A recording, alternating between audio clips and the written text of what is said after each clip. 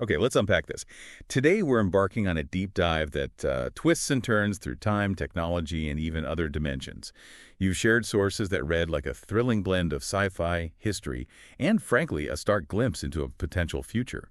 Our mission is to dig through all these fascinating documents and, pull out the absolute must-know stuff spanning from the tumultuous 2020s all the way to 2120 and beyond. It's truly fascinating how these sources connect what seem like completely disparate events, a global pandemic, seismic political shifts, surprising environmental changes, and deeply personal stories to paint a truly comprehensive picture of a century of profound transformation. We'll be exploring how humanity adapts, or sometimes spectacularly fails to, in the face of monumental, unprecedented change. Okay, so imagine we fast forward 100 years. Let's drop right into 2120. We're experiencing a day in the life of a 15-year-old named Terry. He starts his day not with traffic, but by pulling on a dark blue VR helmet. And suddenly, he's reliving this really terrifying jogging incident from 2020. He feels every bit of the fear, the adrenaline, like it's happening right now. Right. And what's immediately striking here is how this technological leap has profoundly reshaped the very fabric of daily life. The pervasive shift to virtual experiences, as one of our sources argues, isn't just about convenience, it's a profound societal pivot. Post-crisis, humanity seems to have prioritized, a predictable, sort of sanitized existence over the messy, unpredictable richness of physical interaction. Virtual concerts, for example, like the one Terry attends with his friend Sandra. Yeah. They aren't just an alternative, they're the preferred reality. Safety, accessibility. But still immersive, right. The sources described that concert. The stage was empty, just instruments. Exactly. But through their smartwatches, they're immersed in this dynamic, interactive show. Thousands of hovering pods, smoke funnels, even a virtual kiss that apparently felt utterly real. Wow. And it's not just entertainment that's gone virtual. That smartwatch on Terry's wrist. It's not just for calls with Sandra or getting concert tickets his mom, Nicole, authorized. It's his central hub for everything. Mm-hmm. It even reminds his 103-year-old great-aunt Kim to replace her AC coolant. Think about that for a second. A 103-year-old needing AC coolant reminders. Yeah. And Kim is 103, yet she's still active, engaged, looks decades younger. That's a direct result of the medical tech extending lifespans to 120 years, pushing retirement age to, 90? It really makes you wonder, doesn't it? How do these incredible advancements change human interaction? Identity, the very concept of aging. The sources suggest a kind of duality. Physical vitality is extended, sure, but some social habits remain surprisingly archaic. Despite flying cars and VR, there's still this us versus them mentality. Racial silos continue to form, which is, it's a surprising contrast to all that technological progress. And you mentioned something about a monthly quota. That wasn't just money, was it? No, not at all. It was this digital, real-time tracking system limiting consumption. Everything from energy use to food choices, every purchase was a calculation against a personal resource budget. A direct response, the sources say, to planetary depletion. It's a glimpse into a future where resource management dictates daily life. So having seen this tech-driven future, it begs the question, how did we get there? And the sources point pretty unequivocally to the long shadow cast by the 2020 pandemic. They describe it as the worst event in human history, affecting everyone globally, dwarfing past catastrophes because it spread no boundaries. Yeah, no physical boundaries, no class, no ethnicity. It hit everywhere. Imagine economic collapse, nationwide lockdown, supply chains just breaking down, shortages of basic stuff like food, toilet paper. And the sources paint this stark picture of social etiquette changing. Hugging, handshakes, frowned upon. Masks became permanent, even long after vaccines. Precisely. And if we connect this to the bigger picture, the political mismanagement of 2020. Leaders, the sources suggest, clearly prioritized re-election over public health. That created widespread confusion, division. Combine that with the explosive Black Lives Matter movement ignited by the police murder of a black man, and you get what the sources call a perfect tsunami. It just utterly exposed these deep-seated issues within the nation. And the fallout wasn't temporary. The sources described the gradual demise of the two-party system. Republicans, Democrats, losing power.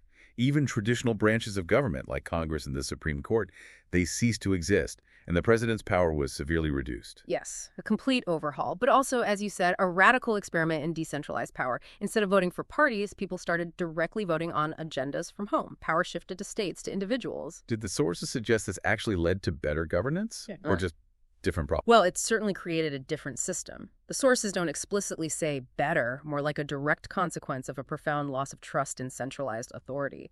The flip side, though, was a deepening of ideological divides. This period also saw the U.S. losing its shining city on a hill status, experiencing a reverse brain drain. Talented people stopped immigrating, even started leaving, due to, well, increasingly xenophobic policies mentioned in the documents. So the nation became less of a melting pot. More like a collection of ideologically aligned enclaves. They even mention Red Book and Blue Book travel guidance for citizens moving between states. Wow, that's a powerful shift. So can a single catastrophic event fundamentally reshape a nation's governance and global standing for a whole century? The sources seem to say, absolutely, yes. It wasn't just about changing laws. It fractured collective identity, leading to this system where national unity was maybe sacrificed for localized direct control, a huge long-term consequence. Indeed. It really highlights just how vulnerable complex systems can be to a cascade of crises, Right. and how profound those long-term echoes can be. Okay, but despite all that societal upheaval, there was a surprising silver lining, wasn't there? The environment. Right. The sources tell us that significant environmental improvements emerged almost directly from the 2020 crisis. Pollution drastically reduced, air and water got cleaner, the ozone layer started healing. Wildlife even saw a resurgence. Remember those stories of animals roaming city streets during lockdowns? Yeah, I do. It's quite ironic, isn't it? Humanity goes through immense suffering and the planet gets a break. It's almost as if the Earth sent us all to our rooms for a timeout. And there were new solutions too. Solar panels managing rain. Exactly. Ubiquitous solar panels, cloud control tech bringing rain to places like drought-stricken LA. Consumption habits changed too. People realized they needed less. A shift from land of plenty to resource preservation. America's throwaway culture, as the sources call it, significantly declined. And things like fake meat, veganism, they became crucial solutions to food shortages and environmental strain. It really pushed society towards more sustainable food systems. There was also this character, Matthew, who lived through it all. He had this kind of unsettling belief about a 100-year cycle. The 100-year death cycle for calamities, suggesting humanity has a short memory, maybe doomed to repeat these disasters. He also noted how terms like FOMO, fear of missing out, became this quaint historical acronym. His granddaughter Nicole apparently recognized it as an ancient term, totally foreign to her digitally connected but perhaps less socially anxious world. So what does this all mean for us then? Can significant positive change only come from deep crisis? Do we actually learn from the past, or are we just stuck in these cycles of collapse and recovery? The sources suggest it's complex, a really tangled interplay between suffering, adaptation, and humanity's enduring flaws. It sort of asks us to consider whether prosperity and environmental health are fundamentally at odds, or if there's just a really painful path to reconciling them. Okay, but just when we think we're getting a handle on this future, the sources throw a massive curveball. They introduce a truly mind-bending revelation. A second Kim. Yes. Not the 103-year-old great-aunt we met earlier. No. An earlier version from 2015. This Kim, a NASA mission specialist, she didn't just travel in time. Her shuttle went through some kind of portal to an unknown galaxy, landed on a strange planet called E2. Right, and it gets wilder. Her journey wasn't even linear. She eventually landed in an alternate 2032, one where the U.S. was split into heartland and coastal America, and Florida was underwater due to climate change. Then she finally arrived in 2120. The future we just explored, it's a lot. It introduces this fascinating, almost philosophical concept, the idea of two Kims. To clarify, the sources seem to posit a kind of parallel existence. There's E2 Kim, the consciousness that time-traveled, experienced these alien worlds, and then her Earth avatar, who just continued living a separate, ordinary life back on Earth, unaware of her other self's cosmic adventures, like two timelines for one person. That's hard to wrap your head around. It is. And her accidental journey to E2, this dying planet with two moons, brings us face-to-face with unique, giant creatures and this advanced alien civilization. Imagine a civilization where knowledge isn't stored in silicon chips, but biologically, in enzymes. Their very air crackles with communication and a handshake. It isn't just a greeting, it's a direct neural upload of information. They embody their mantra that science is our religion in every single interaction. Okay, but there was a darker side on E2 too, right? These shadow people? Yes, and hold on, because this connects back to themes we saw on Earth. These shadow people weren't just a metaphor for prejudice. They were physically transformed, mutated into monstrous beings by a prejudiced faction of their own kind, like this Henry character mentioned. Well, Physically transformed. Why? What was the motivation for that level of prejudice, even in an advanced society? It's a stark reminder, isn't it? Advanced science doesn't automatically mean advanced social thinking. The sources reveal these shadow people were actually exiled aliens, forcibly mutated by a faction who deemed them inferior, maybe a threat.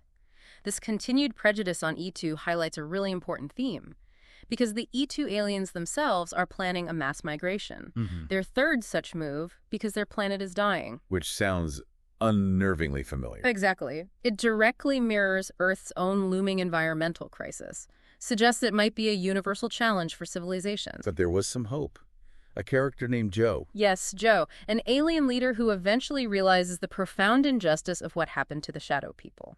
He makes this courageous decision to help them transform back, to rejoin the others, to join the migration, offering a path to reconciliation. And he states, profoundly, a life can die, but their ideology can outlive them, underscoring how prejudice endures if it's not actively confronted. So that connects everything back. How do we navigate prejudice, conflict, whether it's across species or just within our own societies, when knowledge and perspective are so fragmented? And what does the potential for our own planet's demise, contrasted with E2's preparations for mass migration, tell us about humanity's future? Or, lack thereof. The sources really leave us to ponder if true survival, long-term survival, requires us to overcome our deepest, most ingrained biases. Wow. Okay. This deep dive has taken us on an absolutely incredible journey through a century of human experience, for the micro details like a personalized allowance to macro changes in political systems, even interstellar migrations. We've seen how profound events can just ripple through generations, shaping societies in unforeseen ways, and how some human feelings like prejudice seem to persist even across dimensions. Indeed. The sources present a future where, yes, human ingenuity creates incredible advancements, but also one where the consequences of past choices, environmental, social, becomes starkly, unavoidably clear. And that narrative of E2, it really offers a powerful mirror, asking us to consider our own planet's finite resources and our collective responsibility to each other and to the planet itself. Ultimately, these sources really challenge us to reflect on our own present right now. They suggest that the foundations of a very different future, both the good parts and the bad, are being laid as we speak. It's just a powerful reminder of how interconnected everything is. Technology, governance, the environment, even our personal choices. Which brings us to an important question for you listening right now. In your own life, what century-defining shifts do you see happening today? Maybe in technology, maybe social norms, the environment, things that future generations might look back on with astonishment or perhaps with regret.